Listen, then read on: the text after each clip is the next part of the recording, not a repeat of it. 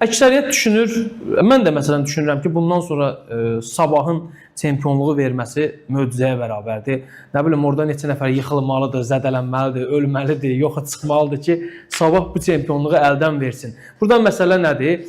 Hazırki Sabah real olaraq, güc olaraq futbolda istənilən nəticələr qeydə alına bilər təbii ki. Güc olaraq mənə görə hazırki Sabahı uda biləcək potensial yalnız Qarabağdadır. Qarabağda 3 oyundan, yəni bir məğlubiyyəti var, 2 keçəsi. Ümumiyyətlə Qarabağın Sabahlı oyunları 3 ildə alınmır Ahmet. Hətta Igor Ponomarev 2 oyunda Sabahın başında olub, Qarabağ uduzmayıblar, birini qələbə qazandılar, biri keçə. Vasili Berezovski bir mənalı qəbul olunmayan baş məşqçi idi. Onun baş məşqçiliyi altında Sabah 3 dəfə oynayıb Qarabağından heç birində məğlub olmayıb. Yəni ümumiyyətlə tərs rəqibdir. Qarabağa tərs rəqibdir.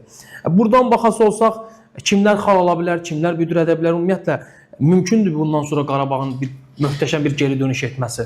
Sözün açığı, belə baxsaq, əgər Şerif Çempionlar Liqasında Santiago Bernabeu'da Real Madrid'i məğlub elədisə, futbolda hər şey mümkündür. Təbii ki. Və yaxud da Leicester'in İngiltərə çempionluğunda, yəni futbolda hər şey mümkün olduğunu göstərib bizə.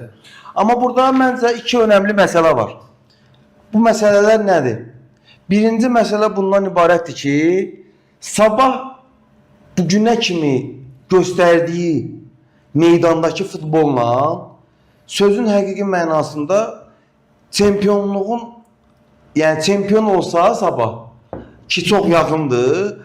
Yəni həqiqətən də çempionluğa layiq futbol nümayiş etdirən komandaydı və çempion da oldu. Yəni insanların, yəni məncə əksəriyyətinin fikri belə olacaq. Amma məsələ nədən gedir? Məsələnin başqa bir tərəfi ondan ibarətdir ki, Sabah artıq ikinci dəfədir. Nə baş verir Sabahla bağlı? Birinci, 3-0 Qarabağı məğlub edirdin. Düzdür? Və son 15-20 dəqiqədə hesab 3-3 bitdi. Hansı ki o oyunda Sabah qələbə qazansaydı, artıq futbolçuların o üzərindəki o psixolojik baskıda az da olsa azalmış olacaqdı. Yəni artıq onlar, belə deyək də, növbəti oyunlara o xal fərqindəki biraz daha rahatlıqla və ən əsas o ən ciddi rəqibivi məğlub eləməklə o psixoloji təzyiqdən çox rahat çıxacaqdın. Bu ən önəmli məsələdir. İkinci məsələ, bu tur yenə də Qarabağ xal girdi Şamaxıda və Sabahın əlinə o belə deyək də, o qızıl tepsi ilə, türklər demişlər, altın tepsi ilə o çempionluğu belə hədiyyə eləyirlər ha. Və bu, əgər Sabah heç eləməsəydi, qələbə qazansaydı, məncə artıq şübhə yeri qalmayacaqdı. Tam olaraq məsələ bitmiş. Yəni tam olaraq məsələ bitəcəkdi. Və bu Sabahın, Qarabağın xalq ikisindən sonra Sabahın qələbə qazana bilməyib, HTS eləməsi ki, xal fərqi yenə eyni qaldı. Məncə düzdür, artıq çempionatın sonlarına çox az qalıb. Amma təsəvvür elə ki, növbəti turda Sabahın itirəcəyi bir xal və Qarabağın qələbəsi futbolçular üzərində çox böyük psixoloji təzyiq yaradacaq. Həm futbolçular üzərində, həm məşqçilər üzərində, həm klub üzərində. Ona görə deyirəm ki, Sabah 2 dəfə Sabahın çox gözəl imkanı var idi ki, hansı ki o xal fərqini çoxaldaraq o təzyiqdən qurtulmaq baxımından ondan yararlana bilmədilər. Və Sabahla bağlı qeyd edəcəyim digər bir məsələ, Sabah son zamanlar çox qol buraxır.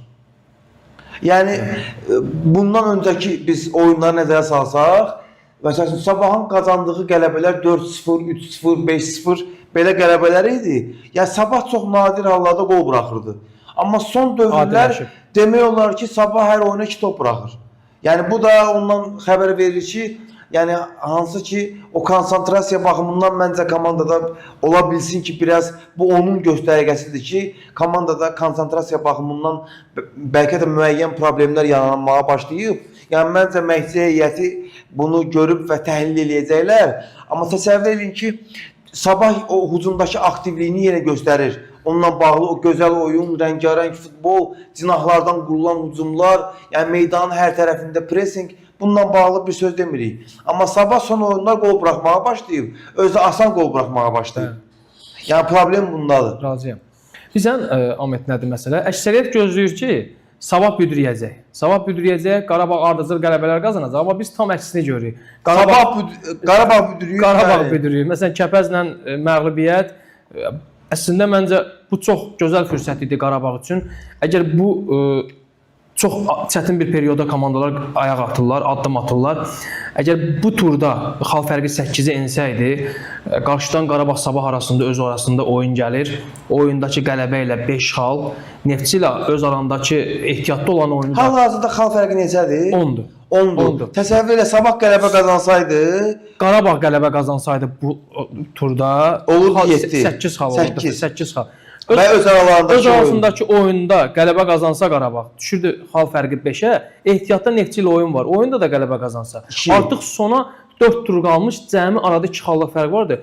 Böyük bir dramatizm yaşana bilərdi. Mən elə onu demək istəyirəm. Böyük bir dramatizm yaşana bilərdi, amma düşünürəm ki, bəlkə də son şanslarından birini Qarabağ əldən verdi. Yəni bu digər tərəfdən o da garanti deyil ki, Qarabağ qalan oyunların hamısında qələbə qazana biləcəkmi? Neftçi yüksəlişdədir, Neftçi ilə 2 oyun var. Yəni orada büdürəyə bilər, Sabahın özü ilə oyunu var. Maraqlıdır.